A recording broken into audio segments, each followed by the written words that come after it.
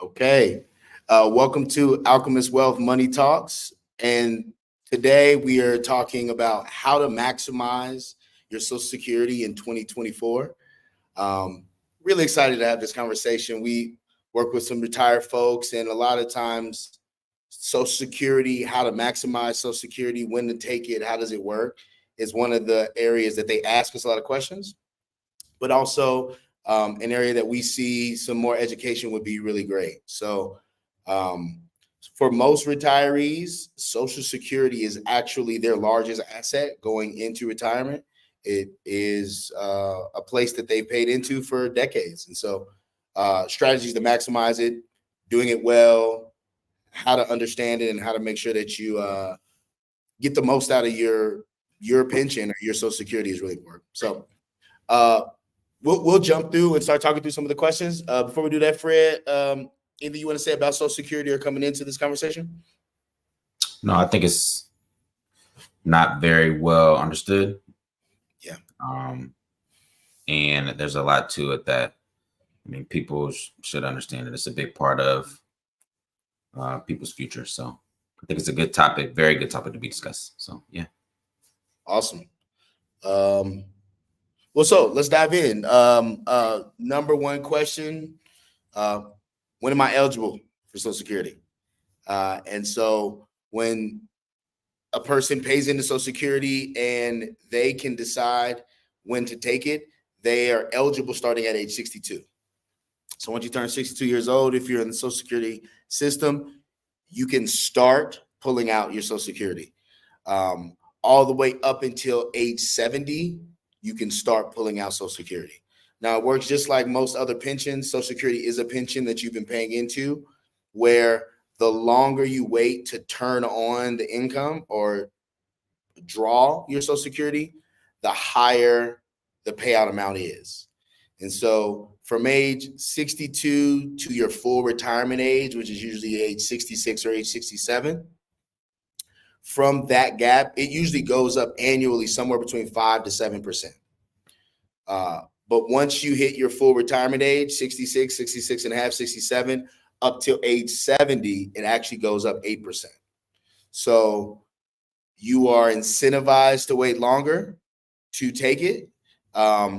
But depending on your situation, whether you should wait or not is a case-by-case basis. So, but it does increase as it goes. The earliest is 62, and the latest you should turn it on is age 70.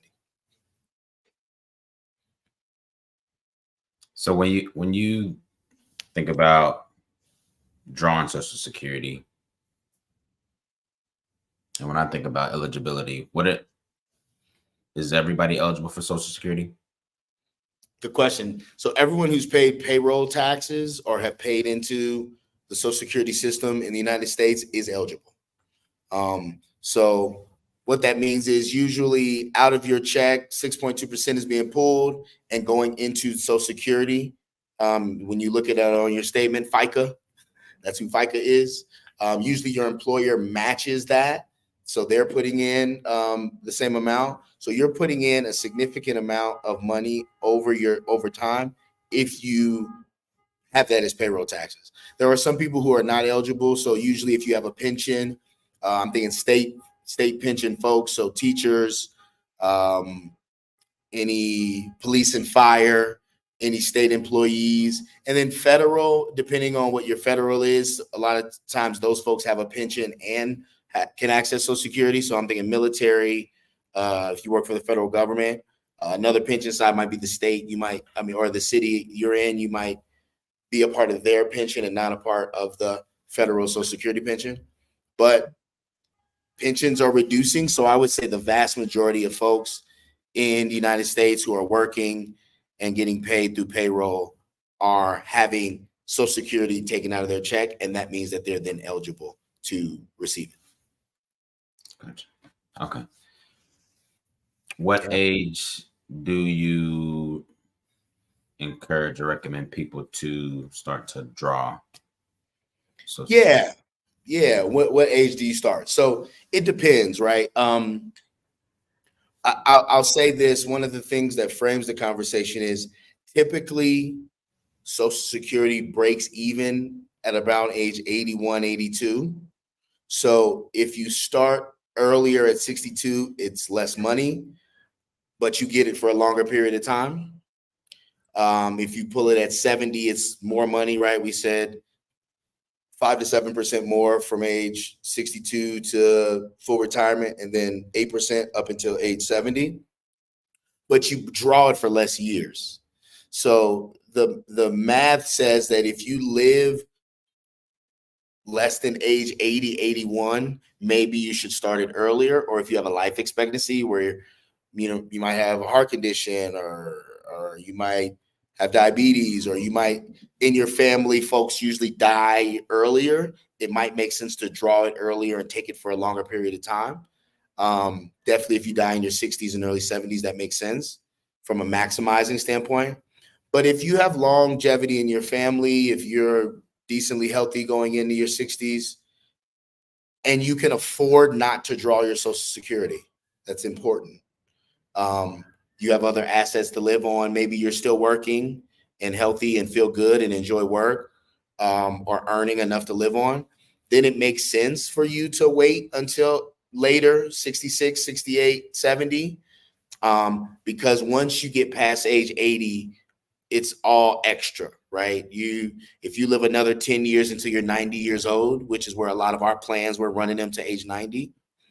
Then from 80 to 90, you're actually making more money. All that is actually profit from waiting longer to draw out your Social Security. So it depends on your situation. It depends on your income need. It depends on your health.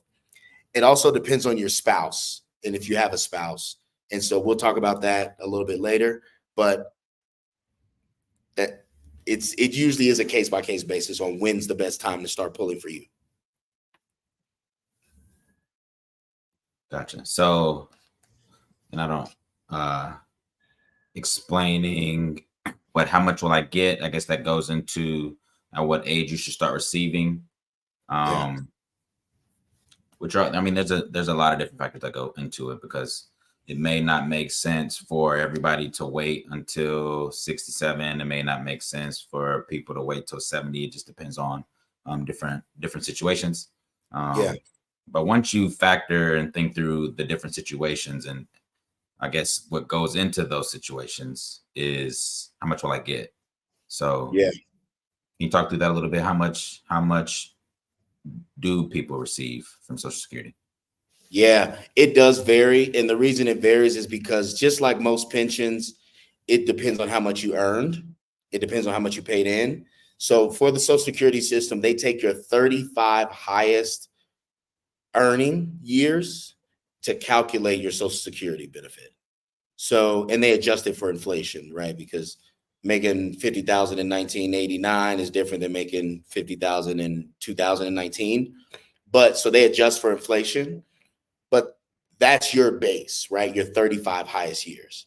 So if you only work 30 years, then you have 5 years that are coming through as zeros. So, thinking about how much you get, if you have less than 35 years, it might make sense for you to work a few extra. That usually happens if people, have significant time out of the system. But they're going to take your 35 highest earning years, adjusted for inflation, and that's going to be your full retirement payout base, right? Not the total amount, but then they put it in a formula, and that's your full retirement payout at age 66 to 67. So then we're talking about reducing that down if we start taking at 62, and then increasing that up if we wait until age 70. So depending on your earning history, depending on how many years, how high it is put into your base, and then they adjust it from then. One of the things we tell all of our folks, and I'll just say everyone here, you should log on to SSA.gov, the Social Security site, and pull your earning history. Pull it down, see how many earning years you have, see what it says is your full payout for that year. And then it does give you estimates on what your full retirement payout they estimate would be, what it looks like at 62, what it looks like if you wait until age 70. But everyone can pull that. It's usually a pretty easy thing to pull down and see. And then you'll be able to see what it looks like if you were to walk away with zeros versus, adding some more years on to retirement. So case by case on the payouts. I've seen it as low as 1,300. I've seen it as high as 3,800 a month of payout. Yeah, and that's important. And thinking through, because I think a lot of people have the mindset that 62 they're going to retire and draw Social Security, and I don't know if they know that full retirement age 67, right? And what that means is if you draw at 62, for each year that you're drawing, you're making 5% less, or they're paying you 5% less. So at 62, that's 70% of the full benefit. And then at each year that you continue to not draw Social Security increases by 5% up to 100. But then, as he mentioned, once you get past 67, for each year that you don't draw up to 70, it maxes out at 70.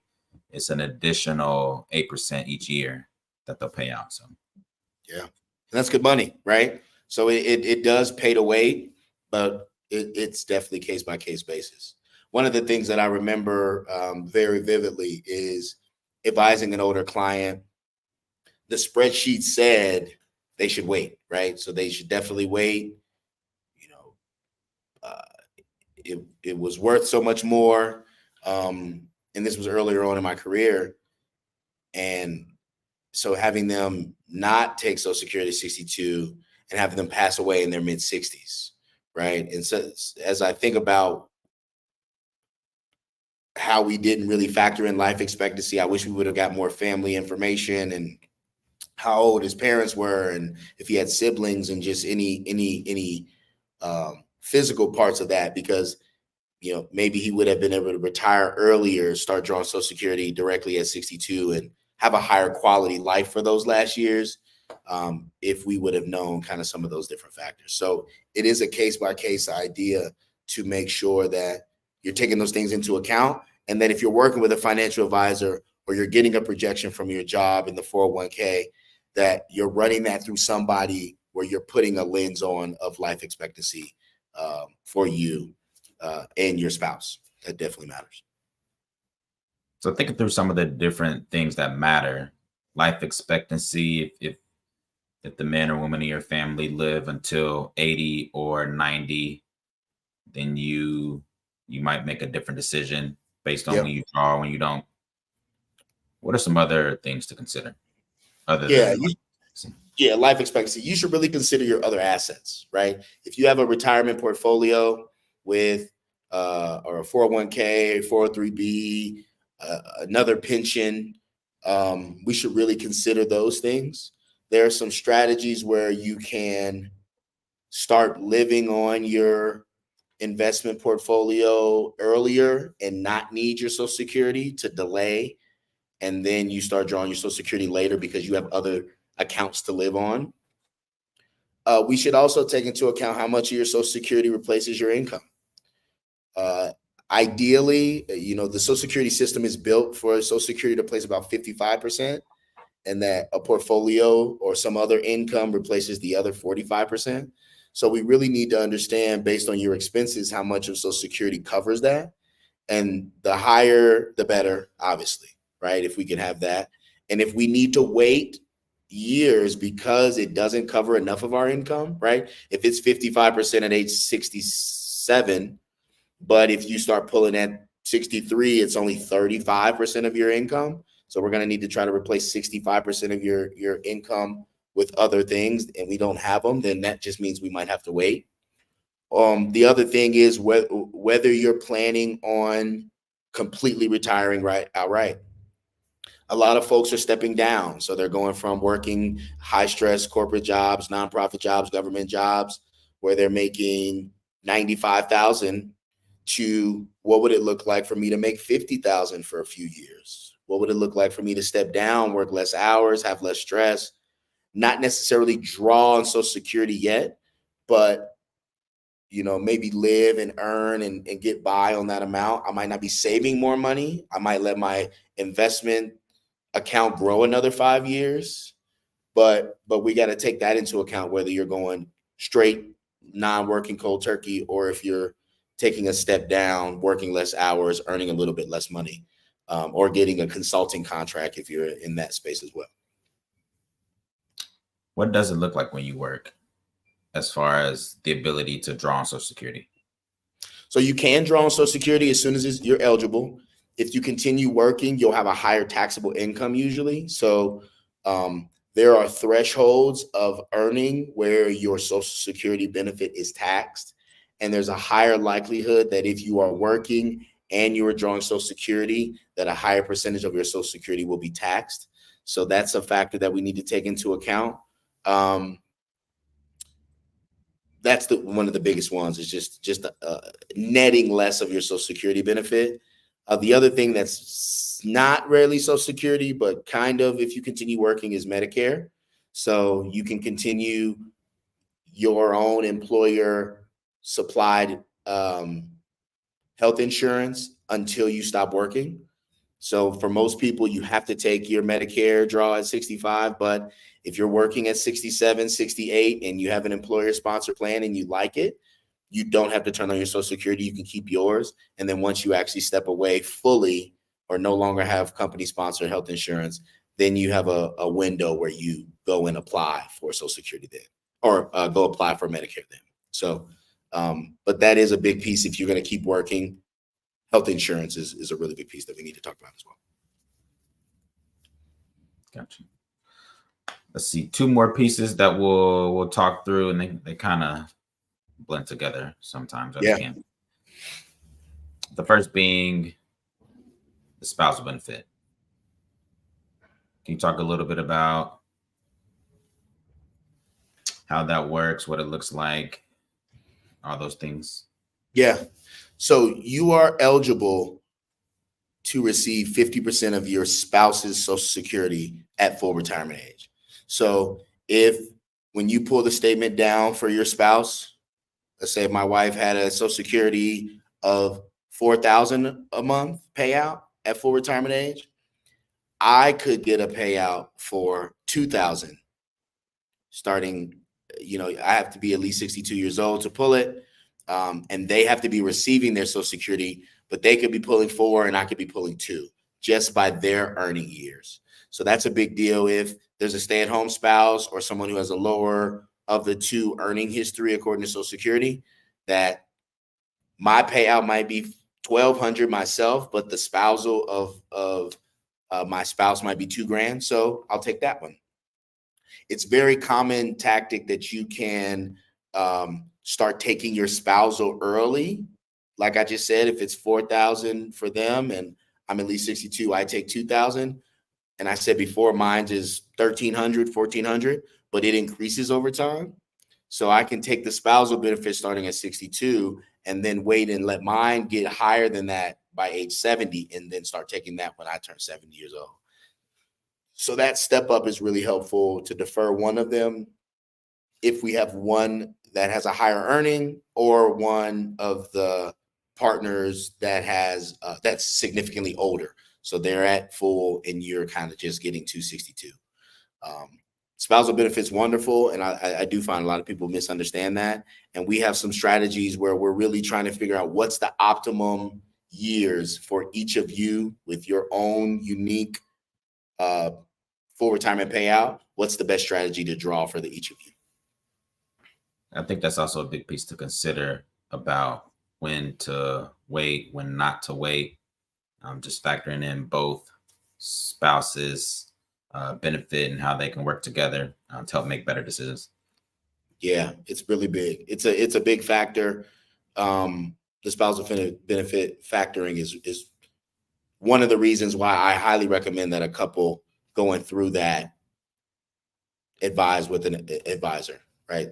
Seek help there, because that's something that's really not commonly known. And there are some advisors that don't really know how to do that as well. So make sure that your advisor, as you're going into retirement, is factoring in spousal benefits, survivor benefits as well. Speaking of survivors benefits, tell us about it. Yeah, so for the survivor benefit, if the spouse passes away, you're eligible for their benefit, their full payout. So back to that scenario, I have my wife, it's 4,000. I'm taking the spousal at 2. She passes away. My benefit becomes 4, right? I could take the higher of the 2.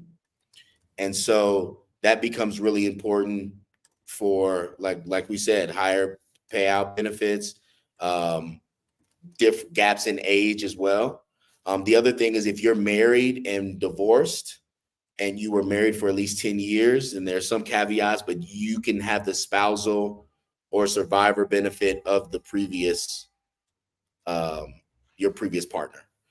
And so you can't have remarried. There's some caveats to that, but there's some folks who are widowed, divorced, and can still benefit from the earning years of their spouse. Yeah, I guess I'll share a personal story. Please. Instagram. Yeah. AITA, am I the a-hole? She was getting benefits. I don't think it was Social Security benefits, but similar benefits from having divorced. Her new person wanted to marry. She's like, nah, man, you crazy. Like, so yeah, just stuff to think about. Stuff that. Yeah, I'm set. What's my benefit versus my ex-spouse's benefit? In the spousal, 50% of that one, maybe I take that one. I get the step up when they pass, like what, all of those things need to be considered. And then we also consider that with the spousal benefit, if we have let's say not exes, right, existing, and they're about even, right? So let's say we were both at 3,000 for our payouts, which means that if one of us passes away, the other one doesn't get an increase in Social Security. So if we're running our household on both of those Social Securities, we need to know that if one of us passes away, we lose $3,000 of income every month. And so if we don't have another way of replacing that, then that's when life insurance makes a lot of sense for retirees as they go into retirement, if they're going to lose a significant Social Security if one of them passes. So another factor to be considering as you go into retirement and figuring out when to draw, how to draw, housing, insurance, investments, all of those things alike. A lot of this is tailored toward pre-retiree clients, early retired clients, getting into the late 50s, early 60s ages as far as making these decisions. And I don't know the answer to this. I don't know if you have it. People in their 30s and 40s, what are some things when it relates to Social Security that they should be considering now, if anything?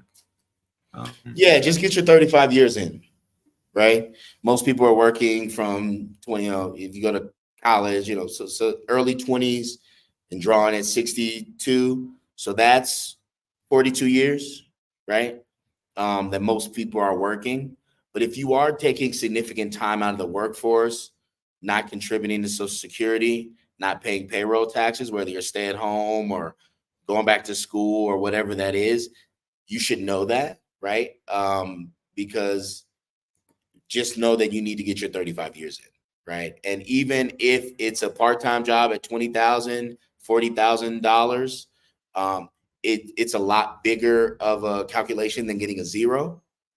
So just make sure, I would say everybody who's listening to this should pull your earnings statement from Social Security to check to see what it is. And then also, if it's inaccurate for any reason, updating it, right? Because we want to make sure that we're getting credit for all of the payroll taxes we paid, all the contributions we've made to the Social Security system. Yeah, 35 years. No, they're taking your highest 35 years, right? So try to earn a lot of money, whatever that means. But also, you'll want to make sure you have other streams of income. And that's something that we talk through and discuss. Yes, this is a part of your retirement plan, but you'll want to have other streams of income. or sources of income to I guess mitigate cost of living. So Agree. let's Definitely. see, if you have parents, I would say it would help for you to understand I guess the percentages of how much income they'll get. All our parents, I would say, want to retire at 62. All our parents, I would say, want to retire at 50, right? But just have those conversations with them.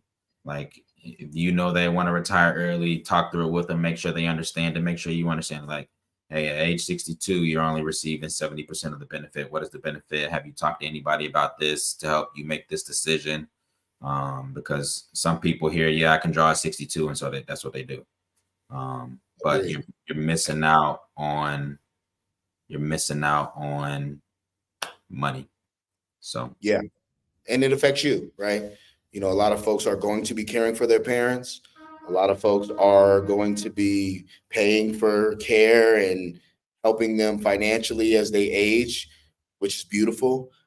So helping them to make the best financial decisions, specifically going into retirement, 5 years, 3 years, 1 year from actually walking away. The more solid their plan, the more solid it can be for you. So I completely agree. And it goes for me, right? I'll share. You know, my first time looking at retirement planning and pension decisions was with our dad when he went to retire, and I was shocked by two things. The first thing that shocked me was just how um, scarce the resources were through the company for helping him make the pension decisions. I expected there to be more. I expected there to be more help offered. Honestly, I think it was like one session and a couple sessions, and these are long-lasting, long-term decisions. So I was just shocked by the lack of information, and then I was just shocked by the lack of attention that folks get as they transition into retirement into this space. So a lot of companies offer it, but and organizations offer it kind of by obligation. But is it good? Is it accurate? Is it comprehensive? I would say getting a retirement plan, even if it's 2, 3, 4, 5 grand, is worth it because we're usually talking about millions of dollars of decisions between housing, healthcare, pension, social security, investments. So it's a retirement plan going into retirement, I think, is worth the money every time. yeah, along the lines of, I think this is kind of piggybacking off of making sure you have additional streams of income when you get to retirement. If you're in your 30s now, right, or in your 40s now, right, when you're thinking of your plan, and when you're thinking of drawing on your saved dollars or your retirement plan dollars, try to grow it to the point to where if you can sustain without drawing until your age 67, do right. Like, don't just have in your mind, if you can, right, don't just have in your mind like, okay, all my money I'm gonna be pulling it at age 62. Right. Like, just set your time horizon at, if you can set it at 70 and that makes sense because you'll live a little longer, try to set it at 70. If you can make it to 67, try to make it to 67, but just have a different vision for when you want to pull on some additional dollars and use additional income to try to help increase how much you'll receive in social security, as far as the overall picture goes. Agree. Couldn't agree more. Well, I'll say, I mean, I hope this is helpful. If you are in the space or you know someone in the space that are making their social security decisions, making their retiring decisions, we'd love to meet them and help. We have a passion about this piece, and I think it's really, really important. So feel free to reach out. If you have questions, in the comments of the YouTube video, if you're viewing this on LinkedIn, you know, in the comments, ask questions. We'd love to answer. And then, like I said, if you know somebody going into that, you know, that should meet us or that should at least have this conversation, send them this video. So give them the education, and then we'd love to meet them. Sounds good. All right. Well, we'll be back next week. So stay tuned. Peace.